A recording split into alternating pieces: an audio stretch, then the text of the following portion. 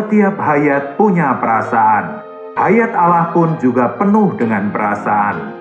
Dalam pandangan manusia, hayat memang merupakan sesuatu yang tidak berwujud dan abstrak. Tetapi perasaan adalah sesuatu yang lebih konkret dan nyata. Sulit untuk dapat menyajikan hayat kepada orang dengan cara yang konkret, atau dengan menunjuk ke sesuatu dan berkata, "Ini adalah hayat." Kita tidak dapat menunjukkan sesuatu yang disebut hayat kepada orang lain, tetapi kita dapat mengetahui hayat ini dengan perasaan hayat. Puji syukur pada Tuhan, Dia telah memberi kita hayat, dan hayat ini memiliki perasaan. Hayat ini dapat dikenal dari perasaannya.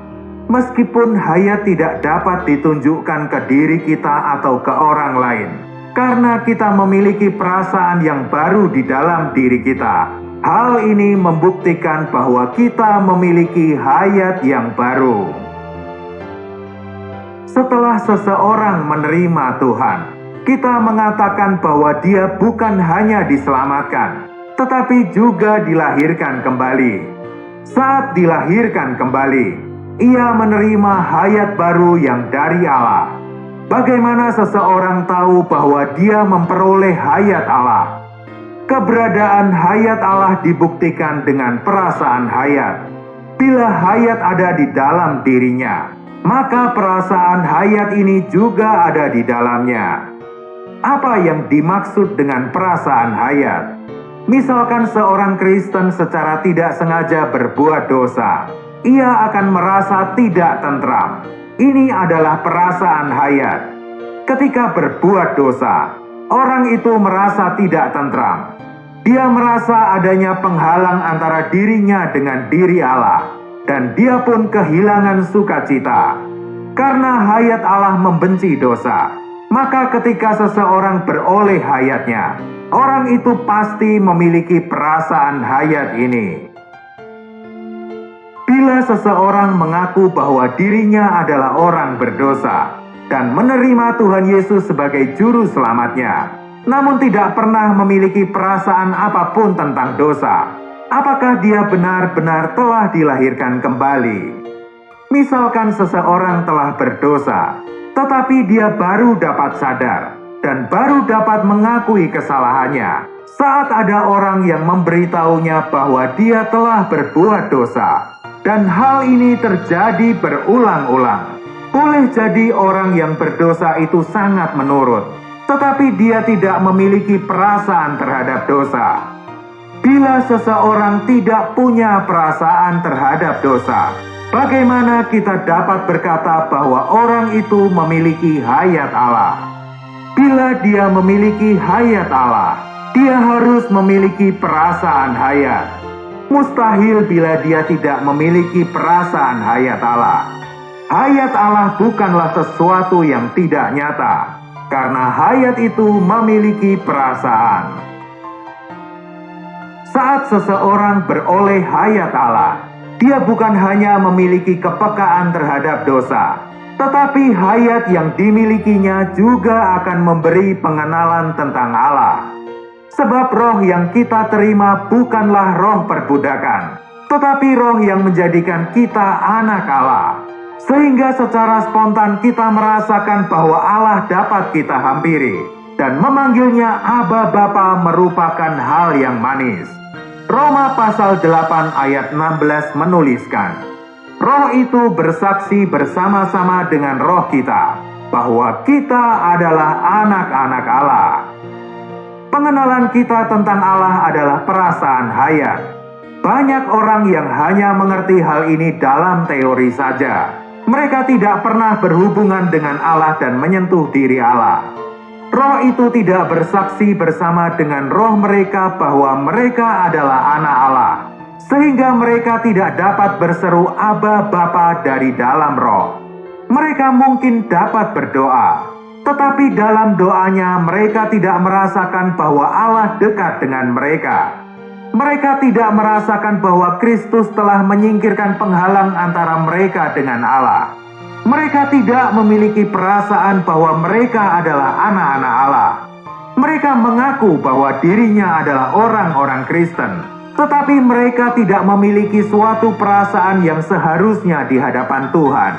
Mereka dapat berseru dengan mulut mereka, "Bapa kami yang di surga," tetapi mereka tidak punya perasaan itu dalam diri mereka.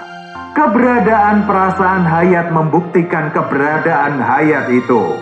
Bila mereka tidak pernah punya perasaan hayat, bagaimana orang lain dapat mengatakan bahwa mereka memiliki hayat? Hal yang sama dengan tubuh Kristus.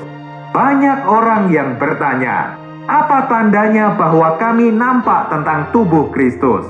Bagaimana kami dapat memperhidupkan kehidupan tubuh? Semua orang yang mengenal tubuh Kristus pasti memiliki perasaan tubuh Kristus. Bila kita nampak tentang tubuh Kristus, mustahil kita tidak punya perasaan tubuh. Bila hayat itu benar-benar ada pada kita dan menjadi pengalaman kita, hayat ini akan memberi kita perasaan. Kita harus nampak bahwa tubuh Kristus bukan hanya sekedar prinsip atau doktrin, tetapi juga perkara perasaan.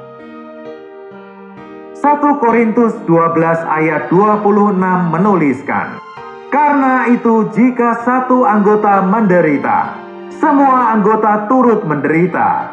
Jika satu anggota dihormati, semua anggota turut bersukacita." Menderita dan bersukacita adalah suatu perasaan. Meskipun ada banyak anggota, tetapi hayat yang mereka miliki adalah satu, sehingga perasaan yang mereka miliki juga adalah satu. Seseorang yang menggunakan kaki palsu, sekalipun secara kasat mata kaki palsu itu mirip dengan aslinya, tetapi tidak memiliki hayat dan perasaan tubuh.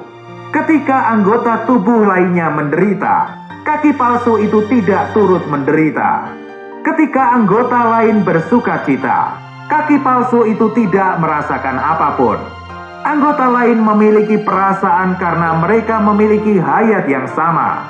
Tetapi kaki palsu itu tidak memiliki perasaan karena kaki palsu itu tidak memiliki hayat. Karena itu hayat tidak dapat ditiru dan tidak perlu ditiru. Bila kita memiliki hayat artinya kita memiliki. Bila kita tidak memiliki, sekalipun kita menirunya, hal itu tidak akan terlihat seperti aslinya. Manifestasi hayat yang paling jelas adalah perasaan. Begitu seorang Kristen nampak tentang hayat tubuh, pasti dia akan memiliki perasaan tubuh dan memiliki perasaan yang sama dengan anggota tubuh yang lainnya. Dalam hal rohani, memiliki ajaran tanpa perasaan tidaklah berguna. Misalkan seseorang mendengar bahwa berbohong adalah sebuah dosa, dan hal itu tidak pantas dilakukan oleh orang Kristen. Dia dapat memberitahu orang lain bahwa berbohong itu adalah dosa, dan mengatakan bahwa dirinya tidak boleh berbohong. Tetapi masalahnya bukan hal ini. Masalahnya pada saat dia berbohong, apakah dia merasakan sesuatu yang salah di dalam dirinya? Sekalipun dia mengatakan bahwa berbohong itu dosa, tetapi bila dia tidak merasa apapun saat berbohong, hal itu tidak ada artinya. Salah satu ciri orang yang memiliki hayat Allah adalah hatinya merasakan sesuatu yang salah saat dia berbuat dosa. Orang itu tidak harus memahami secara doktrin bahwa berbohong itu dosa, tetapi ketika dia berbohong, orang itu merasa tidak tentram di dalam. Ini adalah menjadi orang Kristen. Menjadi orang Kristen adalah menjadi pribadi yang memiliki hayat dan perasaan di dalamnya. Salah satu ciri orang Kristen adalah perasaan hayat. Seseorang yang tidak memiliki hayat dan tidak memiliki perasaan di dalam dirinya bukanlah seorang Kristen. Peraturan di luaran hanyalah sebuah standar dan bukan hayat. Mengerti doktrin dan nampak akan kebenaran adalah dua hal yang berbeda. Mengerti doktrin adalah secara luaran memahami suatu prinsip, sedangkan nampak kebenaran adalah merasakan hal itu di dalam batin. Saat seseorang mendengar ajaran tentang keselamatan, dia hanya tahu bagaimana Allah menyelamatkan orang berdosa. Tetapi saat dia menerima Tuhan sebagai juru selamat, dia akan memiliki perasaan atas dosa dan merasa Tuhan ada di dalam dirinya. Inilah sebabnya mengapa kita tidak bisa mengabaikan perasaan hayat. Perasaan hayat bukanlah kesadaran perasaan secara lahiriah, melainkan secara batiniah. Perasaan ini adalah ekspresi dari hayat. Ada atau tidaknya perasaan adalah sebuah tanda yang menunjukkan apakah kita memiliki sesuatu yang sejati di dalam kita atau tidak. Hal ini menunjukkan apakah kita memiliki hayat Allah di dalam diri kita. Salah satu tanda dari perasaan hayat adalah bahwa kita tidak memerlukan orang lain untuk memberitahu kita tentang apapun. Kita akan memiliki pengertian ini secara spontan di dalam diri kita. Bila kita harus menunggu orang lain yang memberitahu kita tentang suatu hal agar kita sadar akan hal itu, respon kita sudah terlambat. Misalkan ada seseorang yang memerlukan orang lain untuk memberitahu tentang apakah yang dilakukan merupakan dosa atau bukan, apa yang boleh dia lakukan dan apa yang tidak boleh dia lakukan, apa yang terjadi bila tidak ada orang yang memberitahunya, apa yang terjadi bila orang lain sudah memberitahu tetapi dia lupa. Orang Kristen tidak bertindak menurut apa yang dikatakan orang lain kepadanya. Hayat terang dan perasaan yang di dalamnya akan memberitahu apa yang dia harus lakukan. Kita harus memperhatikan perasaan yang di dalam batin ini. Perasaan batin ini datang dari terang Tuhan dan dari hayat. Perasaan ini bukan dari manusia. Pada saat kita dilahirkan kembali, kita menerima hayat yang sejati. Oleh karena itu kita juga memiliki perasaan yang sejati. Perasaan yang sejati membuktikan kesejatian hayat. Kiranya Tuhan membelas kasihani kita, sehingga kita dapat menyentuh perasaan hayat dan hidup berdasarkan perasaan hayat. Kiranya Tuhan memberi kita perasaan yang kaya, sehingga kita dapat memiliki perasaan dalam segala hal, yaitu perasaan terhadap dosa, perasaan tentang Tuhan, perasaan tentang tubuh, dan perasaan akan semua realitas rohani. Kiranya Tuhan memimpin kita untuk terus maju bagi kemuliaan-Nya.